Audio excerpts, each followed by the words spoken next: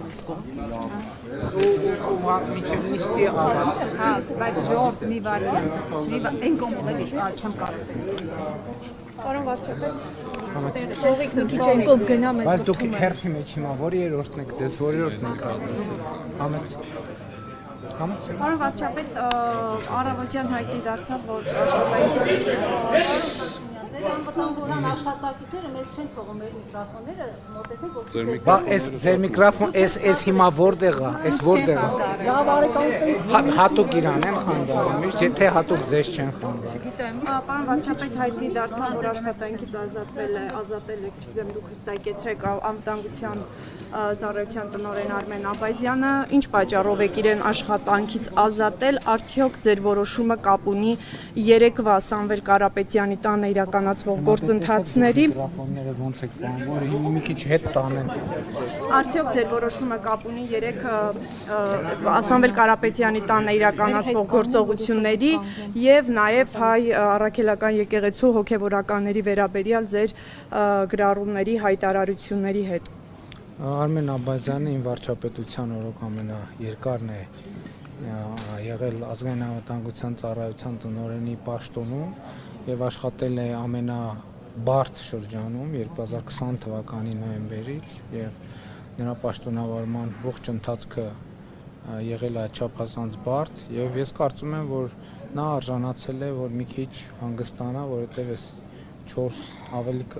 մի րոպե 5 տարի այդ լարված պայմաններում աշխատել է ազգային անվտանգության ծառայության տնօրենի պաշտոնին, կարծում եմ հասկանում եք, որ հեշտ չի։ Իմ նշած հանգամանքների հետ կապ չունի։ Գիտեք, ձեր նշած հանգամանքների հետ ուղղակի կապ ունի իմ նշած հանգամանքների հետ, իսկ ընդհանրապես ազգային անվտանգության ծառայության տնօրենի աշխատանքը առնչվում է գրեթե ամեն ինչի հետ, հատկապես այն ինչ որ վերաբերվում է անվտանգությանը, այդ թվում հիբրիդային անվտանգություն։ Հրաժարվել է որևէ հանձնարարություն կատարել, պարոն վարչապետ։ Չէր կարող ազգային անվտանգության ծառայության տնօրենը հրաժարվել ին որևէ հանձնարարություն կատարել։ Պարոն Փաշինյան, Սամվել Կարապետյանի շուրջ ընթացող իրադարձությունները ինչու սկսեց, ասպես ասենք, արշավ բռնեցին այն հայտարարությունից հետո, որ արեց Կարապետյանը եկեղեցու մասին սկսվեց այդ ամբողջ Այդ հայտարարությունը եկեղեցու մասին չէր, այդ հայտարարությունը Հայաստանի Հանրապետության մասին էր եւ փորձ էր արվում տպավորություն ստեղծել, թե Հայաստանի Հանրապետությունում կարող են գալ ինչ որ մարդիկ, ինչ որ տեղերից եւ ինչպես իրենք են ասում իրենց ձևերով ինչ որ բան անել եւ Հայաստանի Հանրապետությունը ունի արձագանքի կոնկրետ լծակներ եւ ես չեմ հանդուրժի ընդհանրապես որևէ մեկի լեզուն պտտվի տենց բան ասի։ Ես ընդհանրապես խորհուրդ եմ տալիս որ որևէ մեկի լեզուն չպտտվի տենց բան ասի, որովհետեւ գիտեք Հայաստանի Հանրապետությունը ժողովրդավարական երկիր է եւ Հայաստանի Հանրապետությունում յուրաքանչյուրը ունի կարծիք արտահայտելու հավաքներ անցկացնելու, քաղաքական եւ հանրային կյանքի մասնակցելու իրավունք, բայց Հայաստանի Հանրապետությանը սպառնալ որևէ մեկը չի կարող եւ ես ինչքան էլ ժողովրդավարություն ամենակոշտ եւ ամենակոպիտ միջոցները կձեռնարկեմ ցանկացած նման դեպքում։ Այսինքն կանոներ սպառնալիքը ասեց, որ ես կլինեմ եկեղեցու Կարապետյանը, գիտեք ինչ, Կարապետյանը ասաց, որ մենք եթե քաղաքական գործիչներին չհաջողվի, այսինքն եթե քաղաքական մենք մեր ձևերով կմասնակցենք կամ կմիջամտնենք եւ այլն եւ այդպես շարունակ։ Դա արժանացել է եւ արժանանալու է կոնկրետ համարժեք գնահատականի։ Ընդհանրապես ես ձեզ մի բան ասեմ, որ Հայաստանի Հանրապետության ժողովուրդն էլ իմիջայլոց մեզ մեղադրում է եւ մարզային այցերում էլ այդ մեղադրանքը հաճախ են նշում։ Մեր երկրում ցավոք շատերը կամ ոմանք ժողովրդավարությունը փորձում են նույնացնել թուլության հետ։ Ես ասում եմ նրանք ովքեր կփորձեն կամ կշփոթվեն ժողովրդավարությունը թուլության հետ շփոթել, պետության համը կմնա նրանց բերաններում։ Այսինքն ով որ ասի որ կանգնել են եկեղեցու կողքնում ճակատագրին է արժանանում։ Ով որ ասի որ եթե քաղաքական գործիչները եւ ճանապարհները չաշխատեն, մենք մեր ձևերով կմիջամտենք, արժանանալու է մենք մեր ձևերով կմասնակցենք արժանանալու է, այո։ Հիմա պարոն Փաշինյան, Եվ ուրիշը ասեմ, ես կարծում եմ նաև հիմա արդեն հայտնի է, իմ կարծիքով նաև այդ հայտարարությունը ընդհանրապես կապ չունի ոչ եկեղեցու, ոչ եկեղեցու շահերի հետ։ Ես ուղիղ 1 ամիս առաջ, 1 ամիս ժամկետով տվել էի կառավարության անդամներին, վերաբերելի անդամներին հանձնարարական, որ կամ հեծին կողմից ժողովրդին հասցված վնասը պետք է վերականգնվի, այդ ինչ պատմություն է, իմ բազմաթիվ մարզային այցելությունների ընթացքում ես զարմանքով եւ զայրույթով դրա մասին հրապարակային խոսել եմ մի քանի անգամ, զարմանքով եւ զայրույթով արձանագրեցի, որ ըստ էության հեծը իր գործունեության արդյունքում Հայաստանում գրեթե էներգետիկ ճգնաժամ է ստեղծել եւ հիմա նաեւ վերլուծությունը հիմք է տալիս մտածելու առնվազն թույլ չի տալիս հրաժարվել այդ մտքից, որ այդ ամեն ինչը արվել է եւ արվում է Հայաստանում ներքին հանրային դժգոհություն գեներացնելու համար։ Բայց ես տվել էի հանձնարարական, որ մի ամսվա ընթացքում կամ պետք է հստակ ժողովրդին հասցրած վնասը վերականգնելու մեխանիզմներ դրվեն, կամ հեծը պետք է ազգայնացվի, այսինքն պետականացվի։ Իմ հանձնարարականի օրը լրանում է հունիսի 21-ին, եւ ես այդ ակտիվացումը ուղիղ կապում եմ իմ այդ հանձնարարականի, իմ այդ որոշման, որովհետեւ կառավարության անդամները սկսել էին աշխատել, հեծին հստակ ուղերձ տվել էին, որ տեսեք, եկեք կամ հստակ հաշվարկում ենք ժողովրդին ինչ վնաս եք հասցրել, ոչ միայն ժողովրդին, պետական եւ մասնավոր կազմակերպություններին, որովհետեւ որ գյուղ գնում եմ, որ համայնք գնում եմ, որ մարզ գնում եմ, մարդիկ համատարած ինձ առաջ ուղիղ հարց են դնում, ասում են հոսանք անջատվել է, մի հատ լվացքի մեքենա ունեինք, վառվել է, մի հատ սառնան էինք առել, վառվել է, հեռուստացույց ունեինք, վառվել է, ով է դրա պատասխանը տալու։ Երբ որ դա 1 դեպք է, 2 դեպք է, 3 դեպք է, դա ուրիշ իրավիճակ է։ Ես Լոռու մարզում այց եմ կատարել, Լոռու մարզի իմ այցի ժամանակ ես ուր մտել եմ, հոսանք չի եղել։ Ուր մտել եմ կամ եղել է, անջատվել է։ Դպրոց կլինի, մանկապարտեզ կլինի, հյուրանոց կլինի, մասնավոր հիմնարկ կլինի, համայնքային հիմնարկ կլինի։ Սա անհանդուրժելի վիճակ է եւ ասում եմ, եկեղեցին տվյալ դեպքում հեծի շուտով նախկին սեփականատերերի համար ընդամենը ծխած ածկույթ է։ Ներողություն, բայց պայմանը արդեն խախտում եք, էլի։ Ենթադրում եմ, որ ոչ, իրենն է։ Պարոն Փաշինյան, հիմա Սամվել Կարապետյանը 3 հայտարարեց, որ թքած ունի հեծի հետ կապված գործընթացների վրա, այսինքն դուք բիզնես այս գործունեությամբ դադարեցման կամ ազգայնացման անվան տակ չեք կարող իր մտադրություններից նրան հետ պահել, այսինքն ինչ եք անելու Սամվել Կարապետյանի հետ, քրեական գործեր են հարուցվելու, ներդրումները ամբողջ տարիներին, որ ինքը իրականացրել է Հայաստանում, դրանք բոլոր ազգայնացվելու են, ինչ գործողություններ եք անելու Սամվել Կարապետյանի հետ եւ ինչպես եք վեհապարի հետ կապված գործընթացները իրագործելու ձեր ուզած սցենարով, դուք ուզում եք հեռացնել նրան Բեհարանից։ Հայաստանի Հանրապետությունում կա իրավակարգ եւ այդ իրավակարգի շրջանակներում կարծում եմ ամենաարագ եւ արդյունավետ գործելու տեղը ազգային ժողովն է, կարծում եմ մեր մասնագետները քննարկում են արդեն ազգային ժողովի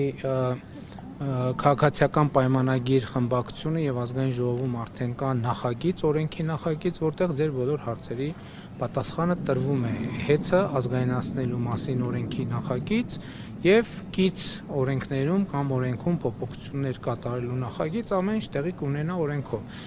Քրեական վարույթները դրա հետ այս տրամաբանության կապ չունեն, կապ կստեղծվի թե չէ, այդ արդեն ուրիշ խնդիր է, բայց բում process-ը, հա? Ինչ մտադրություն։ Որ ինքը մասնակցելու է այս գործընթացներին իր ձևով, այսինքն ինքը յետ չի իր ձևով, տեսեք, իր ձևով ես ասում եմ, այդպես ասած, Հայաստանի Հանրապետությունում քաղաքական գործունեություն կարող է ծավալել յուրաքանչյուր անձ, բայց երբ որ մի կողմա դրվում քաղաքական գործունեությունը, մյուս կողմում դրվում է իր ձևով մասնակցությունը Հայաստանի Հանրապետությունը կկասեցնի ցանկացածի իր ձևով որևէ հարց լուծելը։ Իր ձևով վառելով աղոթելն է իր ձևը։ Շատ լավ, ես կարծում եմ քննչական մարմինները կտան համապատասխան գնահատականներ, իսկ մոմ վառելու հետ կապված կարծում եմ կարող է իր ձևով հարցերը լուծելու մասին հայտարարություն անողը կարող է այդ մասին ցուցմունքներ տալ, բացատրություններ տալ, փորձաքննություններ ներկայացնել, այդ ժամանակ կպարզվի։ Աշխարհաքաղաքական հետ տեսնում եք այս ամենի մեջ։ Ընդհանրապես գիտեք ինչ, աշխարհաքաղաքականությունը շատ բարդ բան է, ամեն ինչի մեջ էլ աշխարհաքաղաքական հետ կարելի է տեսնել, նայած ինչքան նայես, նայած ինչքան հեռավորությունից եւ ինչքան մոտիկից նայի։ Խնդրեմ ձեր հարցը։ Եկեք, խնդրում եմ, եկեք պահենք պայմանը, որովհետեւ հա մյուս գործընկերների իրավունքները բան չանենք, որ արագ շարժվենք, ես էլ փորձեմ արագ։ Պարոն Փաշինյան, Դրա համար խնդրում եմ երկրորդ հարցը մի տվեք, որ ես կարողանամ արագ պատասխանել։ Եվ որովհետեւ ենթադրում եմ, որ այն հարցը, որ տալիս եք, թեմաները մոտավորապես պարզ են, ինչ է։ Աշխարհաքաղաքականությունից խոսեցիք, ամբողջ աշխարհը խառնված է իրար, պատերազմներ են գնում, դուք պատերազմ եք հայտարարում մեր հայրենակիցներին հայոց առաքելական եկեղեցու դեմ, երբ եք անցնելու վարչապետի լիազորություններին եւ մեկ փոքրիկ հարցել, արդյոք չեք վախենում, որ պայմանը խախտեցիք։ Ուրեմն նախ հետեւյալը ես հայ առաքելական եկեղեցուն եւ Մայրաթորին չեմ կարող եւ պատերազմ չեմ հայտարարել։ Պատերազմ հայտարարել են այն մարդիկ, ովքեր խախտում են հայ առաքելական եկեղեցու կանոնակարգը, խախտում են կուսակրոնության ուխտագիրը, խախտում են մեր ավանդույթները եւ իմ խնդիրը որպես հայ առաքելական եկեղեցու հավատավոր հոտի հավատարիմ ներկայացուցիչ եկեղեցին վերադարձնելն է հոգևոր արժեքներին եւ հոգևոր արմատներին։ Ինչ վերաբերում է աշխարհաքաղաքականությանը, այո, տարածաշրջանում իրադրությունը շատ բարդ է եւ եթե դուք նկատել եք, ես այդ իրադարձությունների մեկնարկից ի վեր ներքաղաքական հարցերով առանձնապես չի արտահայտվում, բայց դա չի նշանակում, որ մյուսները այդ պասիվությունը պետքա օգտագործեին լկտի հարցակումներ անելու համար։ Այդ լկտի հարցակումները համարժեք պատասխան կստանան։ Հույս ունեմ արդեն համոզվել եք։ Խնդրեմ։ Չունեք հարց։ Դուք վստահաբար պնդում եք արդեն մայիսի 31-ից սկսած, որ սրբազանները խախտել են, հա, այդ կուսակրոնության ուխտը։ Միշտ ասում եք հիմքեր կա, արդեն ԿՊԱ-ականներն էլ դա որպես բացարձակ ճշմարտություն են ներկայացնում, երեկ էլ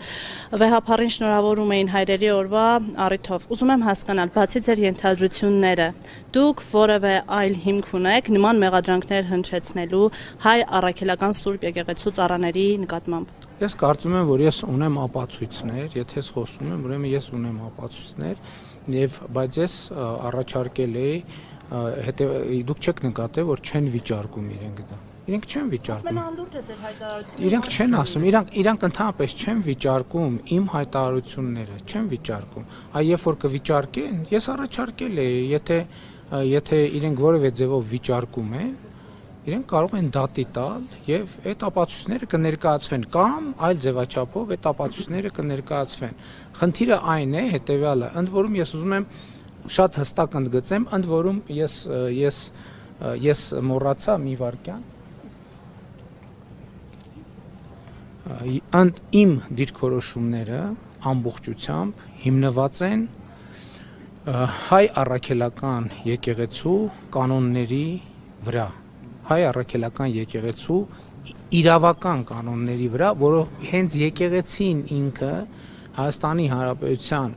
Արդարադատության նախարարությունում գրանցել է որպես հայ առաքելական եկեղեցու կանոններ եւ կանոնագիր։ Դա դուք ինչու եք հանձնաժողով ստեղծում։ Ներողություն եմ խնդրում, այդ երկրորդ հարցն եք տալի։ Փաշինյան, որոշ քաղաքական գործիչներ ասում են, որ հոգեվորականների դեմ այս պայքարը բերելու է բախումների քաղաքացիական պատերազմի, արդյոք դուք բացառում եք նման սցենարը եւ Գարեգին երկրորդին ինչպես եք հեռացնելու։ Հնարավոր է, որ իրավապահները նույն կերպ ասենք եկեղեցի մտնեն։ Գիտեք, ես անհեթեթ եմ համարում բախումների մասին խոսակցություն, անհեթեթ եմ համարում։ Գիտեք 2000 դե ժողովուրդ ջան, ախր հիմա հետ գամ միկրոֆոններն են։ Շատ լավ։ Ներողություն, հա, դա կատարյալ անհեթեթություն եմ համարում։ Գիտեք, մենք 2018 թվականին Հայաստանում հեղափոխություն ենք իրականացրել եւ ըստ էության բախումներ չեն եղել։ Հիմա մենք հոգեվոր, բացառապես հոգեվոր խնդիր ենք առաջ քաշում եւ այդ հոգեվոր խնդիրը իրականացնելը կարող է տեղի ունենալ միայն հոգեվոր, քրիստոնեավայել, քրիստոնեական սիրո վրա հիմնված գործողությունների եւ քայլերի վրա հայ առաքելական եկեղեցու հավատավոր հոտը ինքը կմերժի եւ ես ուզում եի ձեզ ցույց տալ ես այսօր կռահելով ես ձեզ բերել եմ ապացույց, նա։ Չէ, ապացույց։ Ես ձեզ բերել եմ այն մյուս գիրքն է, այս գիրքը տեսեք, հա։ Մայրա Թոր Սուրբ Էջմիածին համաբարբար կանոնագիր հայոց։ Այս եւ ահա այս գրքերի մեջ է սահմանված սրանք հայ առաքելական եկեղեցու դարերով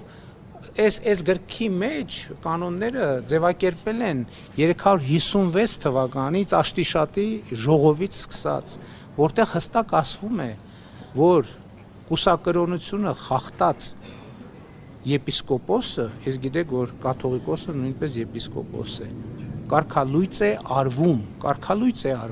Նրանք չեն կարող ընդհանրապես խորանին մոտենալ, նրանք չեն կարող հաղորդակից լինել հայ առաքելական եկեղեցու սրբություններին, եւ դա ոչ թե ես եմ ասում, դա սահմանված է մեր նախնիների սուրբ ավանդով, պատգամով եւ կանոններով։ 300 այստեղ ահագին բառեր կան իմիջայլոց, ես կարդացել եմ, ահագին բառեր կան, ես հիմա չէ հումոր չեմ ասում։ Նոր բառեր էլ կան, ձեզ ծանոթ բառեր էլ կան, անծանոթ բառեր էլ կան, բայց այսօր չեմ կարծում, թե մենք գիտեք ինչ, ես առավոտյան շատ վաղ եմ արթնանում եւ ամեն օր գոնե 1.5 ժամ նվիրում եմ ընթերցանությանը։ Եկեղեցու, գիտեք ինչ, վերջին շրջանում, վերջին ամիսներին հիմնականում հայ ժողովրդի պատմությանը, մեր եկեղեցու պատմությանը, մեր եկեղեցու ավանդներին, մեր եկեղեցու կանոններին, սուրբ գրյան ընթերցումներին եւ այլն եւ այդպես շարունակ։ Կարող ենք այս կողմից էլ հարցեր ուղղել։ Արդեն այս կողմից Սկսենք, պարոն վարչապետ։ Պարոն վարչապետ, ինչպես կարձագանքեք նաև Ռուսաստանի արձագանքներին Սամվել Կարապետյանի հետ տեղի ունեցած իրադարձություններից հետո Ռուսաստանի արձագանքներն էլ հաճ ուշացան, թե Մարիա Զախարովան, թե Վլադիմիր Սոլովյովը, որն իր հաղորդման ընթացքում այսպես բուռն կերպով արտահայտվեց հայ իշխանության հասցեին, Մարիա Զախարովան էլ ասեց տարօրինակ պատրվակով են ձերբակալում Սամվել Կարապետյանին Երևանում։ Ո՞րց է արձագանքում այդ Ռուսաստանի արձագանքներին։ Ես չեմ կարծում, որ այդ մարդիկ իմ մեկնաբանելու մակարդակի մարդիկ են, որ ես իրենց ասածը մեկնաբանեմ։ Ասում էին նաև, որ քայլ է իրենց ասածները թող մեկնաբանեն այն մարդիկ, ում հետ իրենք ամեն օր առնչվում են։ Իսկ ինչ քայլ է սպասել։ Այս չեղավ կանոնները։ Տպավորություն է, որ հերթը դուք չունեք։ Հունիսի 20-ին Թուրքիա եք այցելելու ինչ օրակարգով եւ ում հրավերով, աշխատանքային այց է պաշտոնական։ Սովորաբար նման այցերի ժամանակ կողմերը համատեղ հայտարարությամբ են հանդես գալիս, բայց քանի որ մեր գործընկերները մի քիչ անհամբեր են գտնվել, այո, այդպիսի պլան կա, այցի օրակարգի վերաբերյալ կլինի համատեղ հայտարարություն, ես կարող եմ ասել, որ իրոք այո, այցը նախատեսված է եւ այցի վերաբերյալ ուղղակի պայմանավորվածությունները չխախտելու համար համատեղության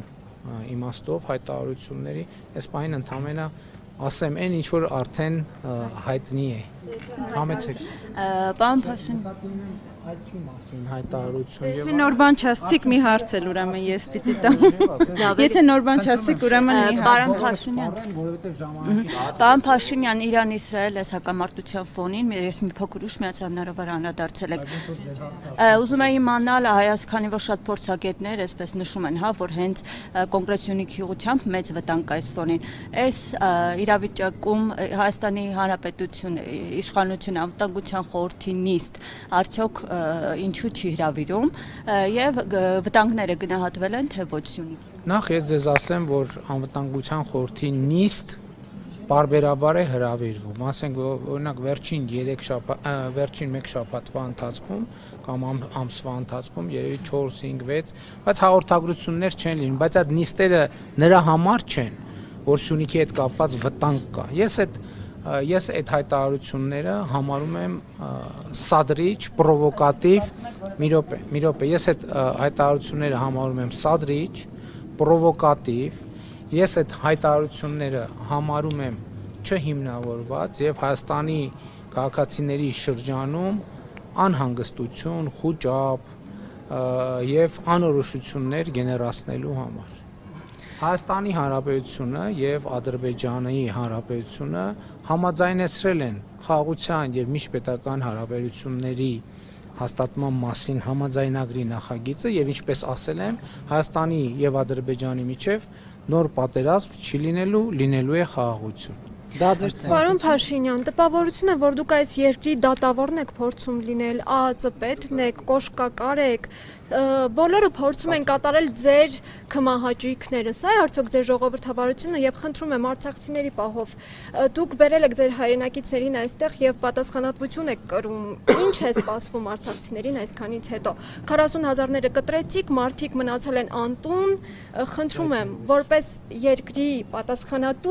պատասխանատվություն կրեք ձեր հայրենակիցների առաջ եւ պատասխանեք իմ այս հարցին։ Դուք ձեր հարցի մեջ նշեցիք, որ բոլորը փորձում են կատարել իմ քմահաճույքները։ Հիմա որ դուք ասեք, դուք իմ որ քմահաճույքն եք փորձում կատարել, ես ձեր հարցին կպատասխանեմ։ Բոլորը, դուք եք բոլորի մեջ մտնում, օրինակ դուք որ քմահաճույքն եք։ Ես գիտեք ինչ, ներողություն եմ խնդրում։ Ներողություն եմ խնդրում, ես հարցը լսեցի եւ հարցին պատասխանեցի։ Խնդրեմ։ Իսկ արցախցիների պահով չեք ուզում անդրադառնալ։ Կանդրադառնամ, հեսա կհարցնեն։ Պարոն Փաշինյան, արդյոք ձեզ հայտնի դարձել են տեղեկություններ այն մասին, որ Ինչն է խնդիրը, ոնց սխալ են կամ Աննա ջան, հետ արի։ Պարոն Փաշինյան, արդյոք ձեզ հայտնի են եղել տեղեկություններ այն մասին, որ կաթողիկոսը Մինսկում հանդիպել է Ալեքսանդր Լուկաշենկոյի եւ Գագիկ Ծառուկյանի հետ, թե ոչ, եւ եթե հա, մանրամասները ձեզ հայտնի են, թե ոչ, եւ չէ, երկրորդ հարցը չի, ենթահարցը։ Դուք երբ եք քրիստոնեությունը ընդունել, ինչու է այս հարցը առաջանում, որովհետեւ դուք շուրջ 1 ամիս առաջ է, որ սկսել եք այս եկեղեցին մաքրելու գործընթացը, եւ եթե քրիստոնյան տեսնում է, որ եկեղեցում խնդիր կա, պետք է չնայի լրագրող է, падգամավոր է, վարչապետ է, պետք է շտապ քայլեր ձեռնարկի, բայց որ դուք այս վերջում եք սկսել այս գործընթացը, հարցեր են առաջանում, ինչու այս փուլում։ Գիտեք, ես նաև Մինսկից ոչ մի տեղեկություն չունեմ։ Իսկ այս հարցի վերաբերյալ իմ դիտարկումները, իմ կարծիքները, դիրքորոշումները ես սկսել եմ արտահայտել շատ վաղուց իմ լրագրող եղած տարիներին եւ եթե ձեզ հետաքրքիր լինի կտեսնեք, որ այդ թեմայով տասնյակ հոդվածներ եմ գրել, անդրադարձել եմ եւ այլն եւ այդպես շարունակ, բայց ես ձեզ նաեւ ուղիղ ու անկեղծ ուզում եմ ասեմ, ինչքան էլ դա ես հասկանում եմ, որ մի մասին միամիտ կթվա, իսկ մյուս մասին կթվա ոչ իրական, ես երկար ժամանակ ես չեմ հավատացել այդ լուրերին, որովհետեւ ես ուղղակի չեմ մտածել, որ այդպիսի բան կարող է լինել։ Ես հիմա հասկանում եմ իհարկե, որ սա մի քիչ տարօրինակ է հնչում այդ առումով, բայց այն պահից, երբ որ ինձ համար այդ փաստերը եղել են ապացուցելի, ես հասկացել եմ, որ չեմ կարող որպես հայ առաքելական եկեղեցու հավատավոր հետևորդ չեմ կարող ուղղակի անտարբերության մատնել այդ հարցը։ Ես վարչապետի ինչ լծակ եմ օգտագործել, այդ ներողություն, այդ էջը ես բացել եմ 2011 թվականին։ Հետևորդ չունեիք միջև 2018 Բայց ինչ կապ ունի։ Միջև 18 ձեզ հետևում են որպես վարչապետի, ոչ որպես Դա իմ անձնական էջն է եւ ես իմ կարծիքները կիսում եմ այդ թվում որպես վարչապետ Հայաստանի Հանրապետության քաղաքացիների եւ հայ առաքելական եկեղեցու հետևորդների հետ։ Ինչ խնդիր կա։ Խնդրեմ։ Պարոն Փաշինյան, դուք ասացիք, որ Ադրբեջանի հետ խաղաղություն կլինի, բայց ըստ էության հնչող ազդակները եւ տեղի ունեցող զարգացումները դրանց չեն բերում։ Բառապացույցն այն կրակոցները, որոնք տեղի ունենում Ադրբեջանի կողմից Սյունիքի գյուղերի ուղղությամբ եւ նաեւ խոսք էր գնացել օրի ու ժամի պայմանավորվածության վերաբերյալ, որը եղել է Հայաստանի առաջարկը եւ Ադրբեջանը միջև հիմա այդ առաջարկությունը չի ընդունել։ Սա արդյոք չի խոսում այն մասին, որ Ադրբեջանը ըստ էության Հայաստանի հետ խաղաղություն չի ցանկանում կնքել եւ նաեւ ինչ քայլեր է ձեռնարկում Հայաստանի իշխանությունը Ադրբեջանում պահվող գերիների վերադարձի ուղղությամբ։ Մենք ասել ենք, որ մենք հավատարիմ ենք մնալու խաղաղության օրակարգին եւ մենք շարունակում ենք խորհրդակցությունները, բանակցությունները Ադրբեջանի հետ խաղաղության համաձայնագրի ստորագրման ժամկետների շուրջ եւ փորձում ենք ստեղծել այն միջավայրը եւ պայմանները, որ դա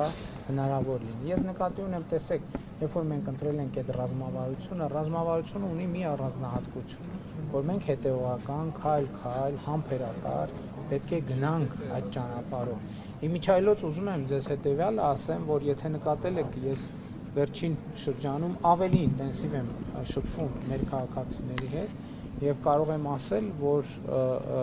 միանշանակ ընդգծել, որ խաղաղության օրակարգի իրացման ճանապարհին մենք ունենք Հայաստանի Հանրապետության քաղաքացիների միանշանակ եւ աներկբա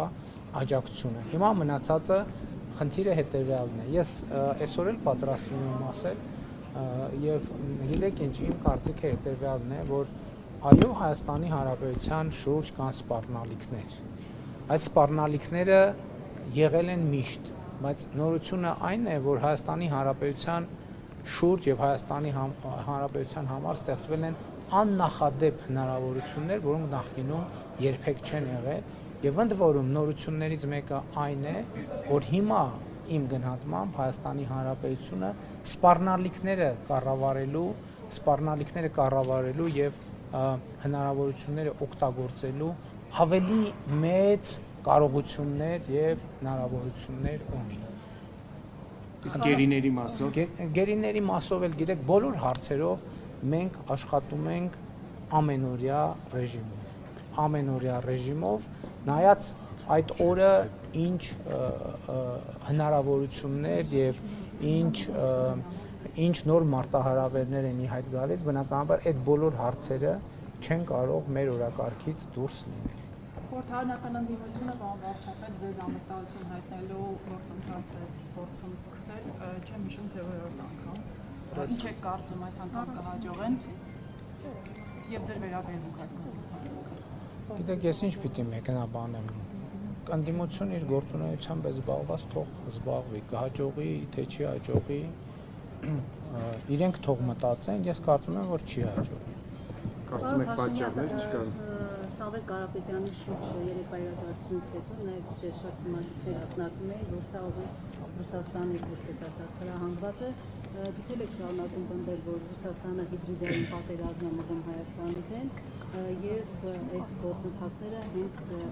Կրեմլից են, այսպես ասած, հրահանգում։ Ես փոխադարձ վստահության վրա հիմնված շատ սերտ աշխատանքային հարաբերություններ ունեմ Ռուսաստանի Դաշնության նախագահի, Ռուսաստանի Դաշնության կառավարության ղեկավարի հետ եւ ես չեմ կարող հավատալ, որ նրանք Կրեմլից կարող է այդպիսի գործողություններ կամ կառավարությունից սպիտակ տուն են անվանում իրենց կառավարությունը նույնպես կարող է Հայաստանի դեմ նման գործողություններ լինել, բայց չեմ բացառում եւ մեծ է հավանականությունը, որ Ռուսաստանում այնուամենայնիվ կան որոշակի շրջանակներ, ընդ որում ոչ միայն Ռուսաստանում կան այդպիսի շրջանակներ, ես վստահ եմ, որ կոնկրետ այս դեպքում այլ երկրներում էլ կան որոշակի շրջանակներ, որոնք այս հիբրիդային գործողությունների եւ հիբրիդային պատերազմի հետևում են կանգնած, բայց ես նաեւ համոզված եմ, որ մենք ունենք բոլոր կարողությունները եւ բոլոր հնարավորությունները կառավարել այդ հիբրիդային ռիսկերը եւ ոչ միայն հիբրիդային ռիսկերը։ Հարգելի լրագրողներ, պայմանավորվածության Դուք իմ հարցին չպատասխանեցիք արցախցիների հետ կապված։ Լեռնային Ղարաբաղից բռնի տեղահանված մեր հայրենակիցների հետ կապված մենք ընթացքի մեջ է բնականա ֆորման ծրագիրը, աշխատանքի ծրագիրը եւ այլն, սոցիալական առավել խոցելի խմբերին սոցիալական աջակցության ծրագիրը, ես ուրախությամբ եմ արձանագրում, որ Լեռնային Ղարաբաղից բռնի տեղահանված մեր մի քանի տասնյակ հազար հայրենակիցներ արդեն Հայաստանի Հանրապետությունում աշխատանք ունեն, աշխատում են եւ ես համոզված եմ, որ նաեւ մեր աջակցությամբ նրանք կտնավորվեն Հայաստանի Հանրապետությունում եւ մենք ամեն ինչ կանենք, որ նրանք իրենց զգան մաքսիմալ լիարժեք, չնայած ես կարծում եմ, որ դրա համար պետք է աշխատանքի հարցը լուծել, ուրիշ որևէ լրացուցիչ բան անելու անհրաժեշտություն չկա, որովհետև նրանք գտնում են իրենց հայրենիքում, իրենց տանը եւ քաղաքացիություն կստանան եւ իրենք վերջնականապես կգտնվեն իրենց պետության մեջ։ Շնորհակալ։ Ինչպես պետության փողերով ստեղծվել է նորաձևը շարժումը ֆինանսավորի դաշտության։ Մենք եթե այդ հարցը կարևորում էիք, ախր այք ընթացքում։ Այդ ազնիվ ներողություն եմ, չէ, ներողություն, բայց վերև մենք պայմանավորվեցինք, որ մի հարց եք, չէ՞ տալիս։ Դա ազնիվ չի։ Եթե ես այդ հարցին կպատասխանեմ, բայց ես ուղղակի ուզեցի այդ դիտարկումը անել։ Ուրեմն իմ գործունեության ցանկացած ձև, այսօր որ ես եկել եմ ազգային ժողով, հետո որ գնամ հետ ազգային ժողովից, այդ ամեն ինչը ֆինանսավորվում է Հայաստանի Հանրապետության պետական բյուջեից, վարչապետի գործունեության շրջանակում։ Այն ինչ որ ես անում եմ կրթվելը նորաձև է շարժման շրջանակներում, դա համարում եմ իմ որպես վարչապետ գործունեության չափազանց կարևոր մաս։ Հակառակ դեպքում ես շաբաթ կիրակիները եւ նույնիսկ որոշ աշխատանքային օրերի աշխատանքային ժամեր չէի տրամադրի։ Ես հկա որ մի րոպե, դա Հայաստանի Հանրապետության քաղաքացիների հետ խոսակցություն է, մեր ժողովրդի հետ խոսակցություն է։ Դա փակ, խորհրդապահական, այսինքն դա գաղտնիք չկա, բայց հանգիստ դահլիճային պայմաններում։ Դա Հայաստանի Հանրապետության վարչապետի գործունեության մի մաս է եւ Հայաստանի Հանրապետության վարչապետի գործունեությունը չի կարող ֆինանսավորվել այլ աղբյուրից, բացի Հայաստանի Հանրապետության պետական բյուջե։ Ընդ որում չի լինում, հեռախոսները հավաքում են։ Դա այդ գումարները վարչապետի գործունեության առողակարգային եւ այլ ծախսերի մեջ է, որը միշտ գաղտնի է եղել եւ այդպեսին է։ Այսինքն դա ընդ որում ես ուզում եմ ձեր ուշադրությունը հրավիրեմ այն հանդիպումներին, որտեղ ես չեմ մասնակցում, այսինքն Հայաստանի Հանրապետության վարչապետը չի մասնակցում, դա պետական բյուջե չի ֆինանսավորվում։ Այսինքն եթե դուք մասնակցում եք դահլիճի վարձի մի մասը վարչապետի աշխատակազմն է դա։ Մանրամասները չեմ կարող ասել, բայց այնտեղ որտեղ ես եմ մասնակցում, այո,